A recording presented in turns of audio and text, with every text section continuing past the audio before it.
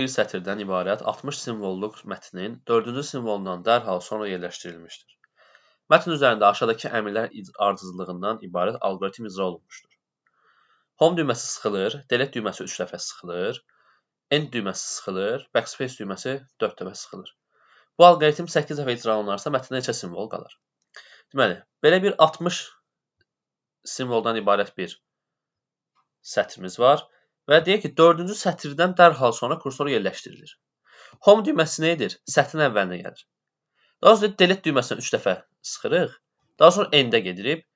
4 dəfə backspace-ə sıxırıq. Biz bunu edirik.